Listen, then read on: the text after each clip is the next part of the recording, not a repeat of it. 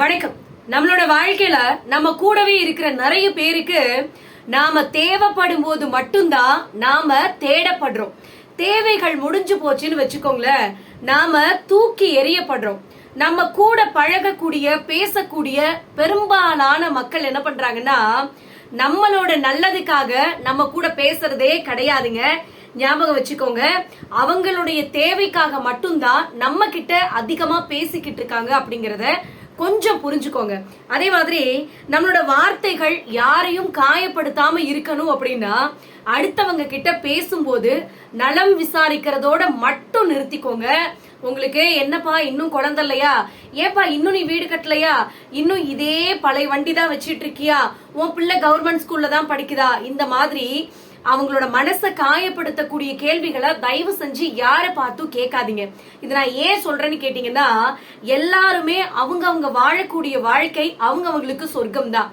So நாம ஒரு stage மேல இருக்கோம் வசதியில அப்படிங்கறதுக்காக அடுத்தவங்கள நீங்க கிண்டல் பண்றது, டாமினேட் பண்றது, குத்தி காமிக்கிற மாதிரி பேசுறது, இந்த மாதிரியான வார்த்தைகளை தயவு செஞ்சு குறைச்சுக்கோங்க.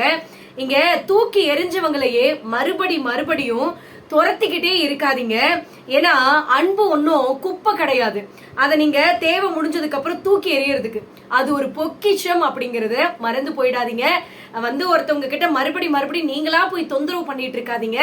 சோ உங்க மேல உண்மையான அன்பு இருந்துச்சுன்னா கண்டிப்பா அவங்க உங்களை தேடி வருவாங்க அப்படிங்கறது தான் உண்மை. என்ன நடந்தாலும் நம்மளோட வாழ்க்கையில நாம யாரையும் வெறுக்க வேண்டிய அவசியமே கிடையாதுங்க. ஏன்னா நமக்கு பிடிக்கல அப்படின்னா அந்த இடத்துல இருந்து நாம அமைதியா வந்துறதுதான் நமக்கு நல்லதுங்க. ஏன்னா நம்மளோட வெறுப்புக்கு முதல்ல பலியாகிறது அடுத்தவங்களோ இல்ல நமக்கு கஷ்டம் கொடுத்தவங்களோ கிடையவே கிடையாதுங்க.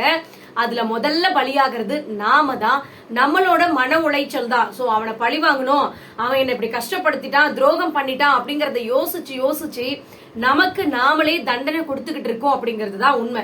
சோ முடிஞ்ச வரைக்கும் யாருக்கிட்டையும் ஏதாவது உங்களை கஷ்டப்படுத்திட்டாங்களா அந்த இடத்துல நீங்க அமைதியா போறதுதான் உங்களுக்கு நல்லதுங்க.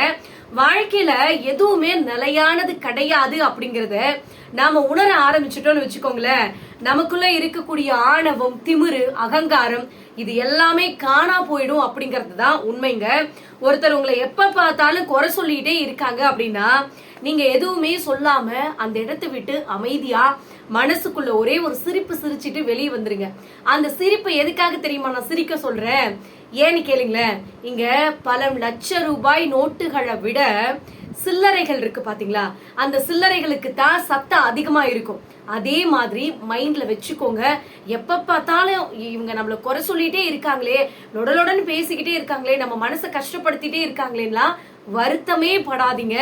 ஒரே ஒரு சிரிப்பு, அதுவும் உங்க மனசுக்குள்ளேயே சிரிச்சுக்கோங்க. நீங்க வெளியில சிரிச்சிட்டீங்கன்னு வச்சுக்கோங்களேன், என்னன்னா நீ நக்கல் பண்றியா அப்படின்னு மறுபடியும் அவங்க உங்களை பார்த்து கேட்க ஆரம்பிச்சிருவாங்க. சோ அதுவும் நான் எதுக்காக சொல்றேன்னா, அது அந்த இடத்தை விட்டு நீங்க வந்துறதுதான் உங்களுக்கு நல்லதுங்க.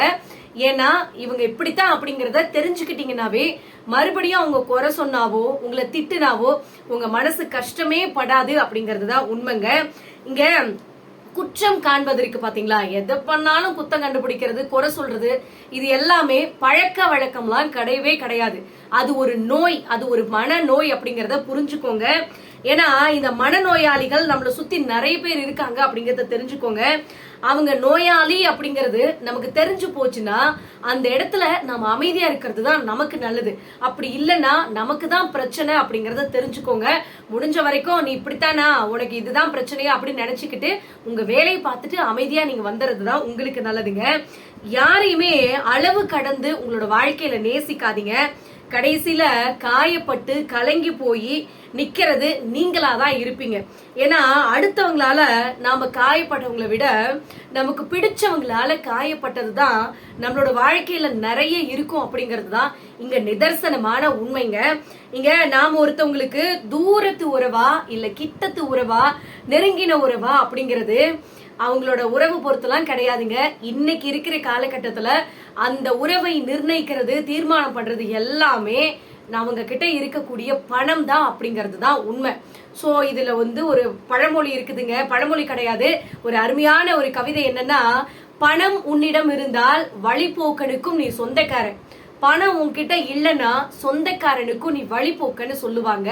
சோ அதுதான் இன்னைக்கு இருக்கிற காலகட்டத்துல உண்மை. நல்லா யோசிச்சு பாருங்க. ஒரு பணக்காரங்க உங்க உங்க சொந்தக்காரங்கள இருக்காங்க அப்படின்னா நம்ம எங்கேயாவது போறப்போ அவங்கள சொல்லி அறிமுகம் பண்ணிக்குவோம். அவங்க எங்க சொந்தக்காரங்க, எனக்கு அவங்க தூரத்து சொந்தக்காரங்களா இருக்கும், ஆனா எனக்கு ரொம்ப நெருங்கின சொந்தக்காரங்க அப்படின்னு சொல்லுவோம். ஆனா நமக்கு ரொம்ப நெருங்கினவங்க, நம்மளுக்கு ரொம்ப ரத்த சொந்தமா கூட இருக்கட்டுமே, அவங்க போவாங்க, அவங்க கிட்ட வசதி இல்லைன்னு வச்சுக்கோங்களேன், தூரத்து சொந்தம் அப்படின்னு சொல்லாம சலுப்பா சொல்லிட்டு போவாங்க. சோ இதெல்லாம் முடிவு பண்றது இன்னைக்கு இருக்கிற காலகட்டத்துல பணம் தான் அப்படிங்கிறது தான் உண்மைங்க. நீங்க கிடைச்சத அனுபவிக்க உங்களோட வாழ்க்கையில என்னைக்குமே கத்துக்கோங்க. கிடைக்காதத ரசிக்கிறது கத்துக்கோங்க.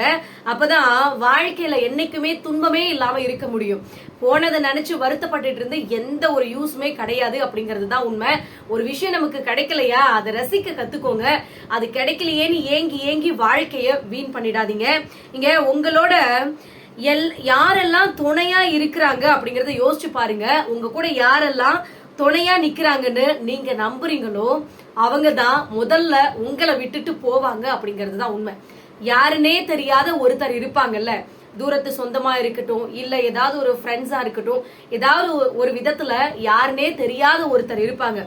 அவங்கதான் உங்களுக்கு தோளோடு தோள் கொடுத்து ஒரு சில நேரங்கள்ல ஏதாவது ஒரு இக்கட்டான சூழ்நிலையில உங்களுக்கு உதவி பண்ணிருப்பாங்க.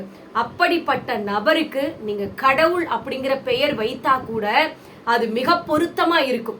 உங்களோட வாழ்க்கையில இந்த மாதிரி யாருனே தெரியாத ஒருத்தர் உங்களுக்கு உதவி பண்ணிருக்காங்க அப்படின்னா மறக்காம கமெண்ட் பண்ணுங்க. அதே சமயத்துல நீங்க நம்பின உங்களுக்கு ரொம்ப பிடிச்ச இல்ல ரொம்ப நெருக்கமான யாரோ ஒருத்தர் நீங்க எதிர்பார்க்காத நேரத்துல உங்களை உதறி தள்ளிட்டு போயிட்டாங்க அப்படின்னாலும் மறக்காம கமெண்ட் பண்ணுங்க. எதுக்காக இதை நான் சொல்றேன்னா, உங்க மனசு கொஞ்சம் ஆறுதலா இருக்கணும் அப்படிங்கறதுக்காக தாங்க சொல்றேன். நீங்க பேசுற வார்த்தைகளையும் ஒரு சில நடத்தைகளையும் வச்சு மட்டுமே ஒரு சிலரை நல்லவங்க அப்படின்னு என்னைக்குமே முடிவு பண்ணிடாதீங்க. எல்லா மனுஷங்களுக்குமே யாருமே பார்க்காத இன்னொரு முகம் இருக்கு அப்படிங்கறத மறந்து போயிடாதீங்க. ஒருத்தர் நல்ல கலகலன்னு பேசுறாங்க, அப்படியே வலிஞ்சு பேசுறாங்க, சிரிச்சுக்கிட்டே இருக்காங்க அப்படின்னா அவங்க நல்லவங்களா தான் இருப்பாங்கன்னு நம்பிடாதீங்க. ஒருத்தர் எப்ப பார்த்தாலும் கோவமா இருக்காங்க, சிடுசிடுன்னு பேசுறாங்க அப்படின்னா அவங்க கெட்டவங்க அப்படின்னு முடிவு பண்ணிடாதீங்க. அவங்க கூட பழகி கொஞ்ச நாள் ஆனாதான் அவங்க நல்லவங்களா கெட்டவங்களா அப்படிங்கிற சுயரூபம் உங்களுக்கு தெரிய ஆரம்பிச்சிடும். சோ பார்த்த உடனே இவங்க இப்படித்தான் அப்படின்னு என்னைக்குமே முடிவு பண்ணிடாதீங்க. நீங்க அதிகமா நம்பினவங்க உங்களை ஏமாத்திட்டா தயவு செஞ்சு அதையே நினைச்சு வருத்தப்பட்டு உங்க வாழ்க்கைய வீணாக்கிட்டு உட்கார்ந்துருக்காதீங்க. ஏமாற்றம் கூட நம்மளோட வாழ்க்கையில ஏதோ ஒரு விஷயத்த கத்து கொடுக்கறதுக்கு தான் வருது அப்படிங்கறத புரிஞ்சுக்கோங்க. இங்க நிறைய பேரோட வாழ்க்கையில இவங்க நம்மள ஏமாத்திக்கிட்டு தான் இருக்கிறாங்கன்னே தெரியாம அவங்க பின்னாலேயே போறது, அவங்க சொல்ற பேச்செல்லாம் கேட்டுட்டு அவங்களுக்காகவே வாழக்கூடிய நபர் இங்க நிறைய பேர் இருக்காங்க.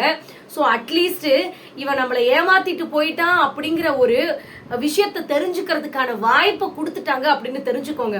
அப்படி இல்லைன்னா கடைசி வரைக்கும் நீங்க முட்டாளாவே தான் இருக்கணும். சோ இவங்க நம்மள ஏமாத்திட்டாங்கன்னே தெரியாம ஏமாத்திட்டு இருக்கிறாங்க, நம்மள கொஞ்சம் கொஞ்சமா நமக்கு துரோகம் பண்ணிட்டு இருக்காங்கன்னு தெரியாமலே இங்க நிறைய பேரோட வாழ்க்கை ஓடிக்கிட்டு இருக்கு அப்படிங்கிறது தான் உண்மைங்க. இங்க வெறிநாய் கடிச்சா கூட அதுக்கு மருந்து இருக்கு, மருத்துவம் இருக்கு. ஆனா ஒரு சில நன்றி கேட்ட நாய் கடிச்சதுன்னு வச்சுக்கோங்களேன், இங்க மருந்தும் கிடையாது, மருத்துவமும் கிடையாது அப்படிங்கிறது தான் உண்மைங்க. நான் சொன்ன இந்த எல்லா விஷயமும் உங்களுடைய வாழ்க்கையில ஏதாவது ஒரு சூழ்நிலையில கண்டிப்பா நீங்க அனுபவிச்சிருப்பீங்க. சோ இதெல்லாம் நீங்க அனுபவிச்சிருக்கீங்க அப்படின்னா மறக்காம கமெண்ட் பண்ணுங்க, சப்ஸ்கிரைப் பண்ணுங்க, லைக் பண்ணுங்க, ஷேர் பண்ணுங்க. மறக்காம ஆல் அப்படிங்கிற அந்த பட்டனை கிளிக் பண்ணுங்க. அதை நீங்க கிளிக் பண்ணீங்கன்னா மட்டும்தான் நாம போடுற அந்த வீடியோவோட நோட்டிபிகேஷன் டெய்லி உங்களுக்கு அப்டேட் ஆயிட்டே இருக்கும். நிறைய பேர் பாக்குறேன் சப்ஸ்கிரைப் பண்ணாமலே நிறைய கமெண்ட் பண்றாங்க, ஷேர் பண்றாங்க, ஆனா சப்ஸ்கிரைப் மட்டும் பண்றதுக்கு மறந்து போயிடுறாங்க. மறக்காம சப்ஸ்கிரைப் பண்ணுங்க. சோ நன்றி, வணக்கம்.